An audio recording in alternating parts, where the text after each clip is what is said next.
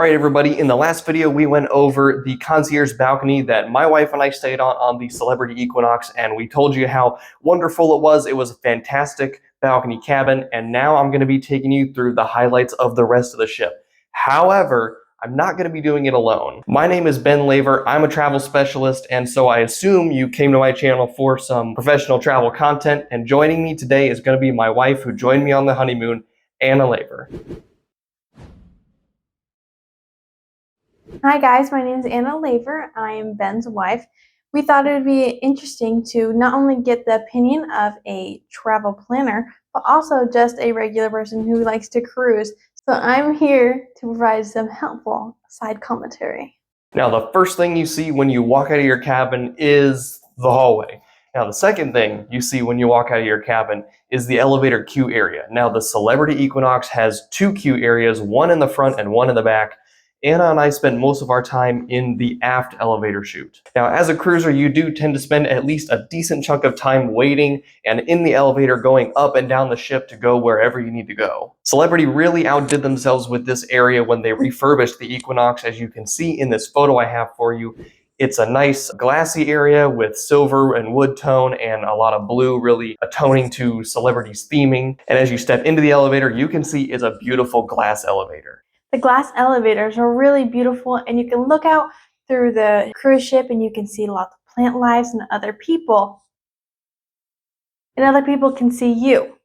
Our next stop is the Equinox's nice, modern, marbly atrium area. Now, the atrium is oftentimes the most beautiful part of a cruise ship. It's the spot where people gather for different things like live music and entertainment, and the Equinox is no different. In the Equinox's atrium, you spend a lot of time seeing live music and entertainment, and you can also go there for your day activities on those sea days. The atrium was super fun. You got to do lots and lots of activities.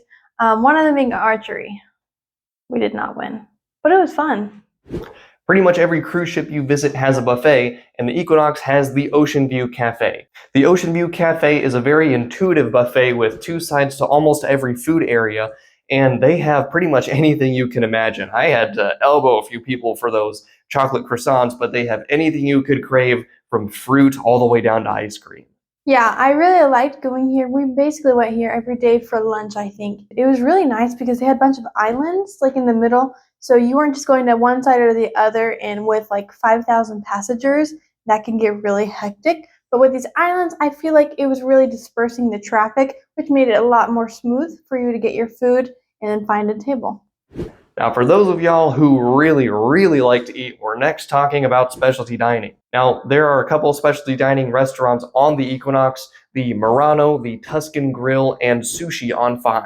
Our dining room of choice was the Tuscan Grill, and so I have a couple of extra pointers on why the Tuscan Grill was above and beyond the main dining room. It was fantastic. Now, when we first sat down, we noticed that there was a bread basket and an oil plate, and that just wasn't even the half of it, because the server came up to our table with a clove of fresh basil in his hand, and he cut it up right in front of us into the oil tray before actually pouring the oil in. Now, when they actually brought us the bread basket, the server who brought us the basket told us about each individual type of bread and what it was going to taste like, because we didn't like all of them. One niche thing that was kind of nice is the servers also offered us our choice of iced or bottled water. Your main waiter, it was really awesome because he explained every section of the menu to you, like the seafood, the pastas, the steaks. He explained everything to you, and he was very helpful with any like questions you had. Like, I didn't know what like ganache was. He explained it, and I tried it. It was very good. And then for my main dish, I ended up actually getting shrimp Alfredo, and boy, let me tell you, that was good. It was very good. One last thing, the server at Tuscan Grill also told us about the portion sizes. They had 3 portions: the half portion, the full portion, and the double portion for those of us with bigger appetites. An extra side note is that the Celebrity Equinox also had 2 exclusive restaurants for guests of certain cabins. Number 1, they had Blue, which was a restaurant decorated in blue fixtures, blue cups, blue everything, for guests of the Aqua Class suites. The Equinox also had Lumini, which was for guests of the Retreat. All right, now let's take a quick minute to talk about the cabins. We're not going to spend much time on them because there is a full cabin tour of the concierge balcony also on this channel, so definitely check it out. Starting at the top of the ladder, we have the Retreat, which I just mentioned because they do have an exclusive dining room. The Retreat is some of the highest level suites on board, including the Penthouse, the Sky Suites, and other similar cabins. Next rung down on the ladder is the Aqua Class, which has some larger suites. They also get access to the Aqua Class dining room Blue. Further down on that ladder, we have the Concierge Balcony, which is the one my wife and I stayed in, the regular balcony, the Oceanview, and finally the interior cabin. Keep in mind, all of them were refurbished, so whatever cabin you get, if you book a ship like this with us, you're going to have a wonderful refurbished experience. Moving closer to the top of the ship, we have the open pool deck with all of your pool deck fixings, including towels available for a complimentary rental, and the pool chairs and the shows and the dancing and everything that comes with a pool deck. Also, if you want a more tranquil area, they have the Solarium, which is an enclosed indoor pool on the same deck, and this is an adults only area with a quieter pool, plush chairs. It's really great for reading some books. The Solarium was a really fun place where like adults could hang out and we could swim and you could talk. If you're a little younger, be prepared for some funny looks. Because I definitely had a few people question whether I was 12 or not. But I'm 20. It was still fun nonetheless, and it's very enjoyable, and it's very nice to kind of take a break away from the kids. Not saying there's anything wrong with like swimming with children, but it is nice to have the peace and quiet. I bet you didn't think we could go higher on the ship, but guess what? We are at the very top of the ship on the sun deck. Now this sun deck makes Celebrity Equinox one of the most unique ships in the entire fleet because it, along with its sister ship, has a real grass lawn. Now this lawn isn't turf, it's actual grass.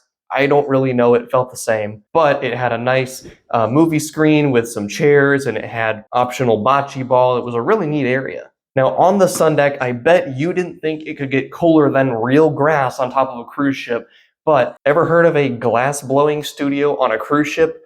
I hadn't either until I went on the Celebrity Equinox.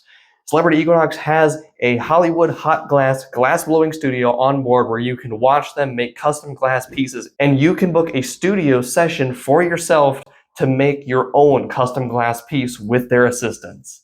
So yeah, the sun deck was really awesome. The grass was pretty cool, but even cooler was the hot glass studio.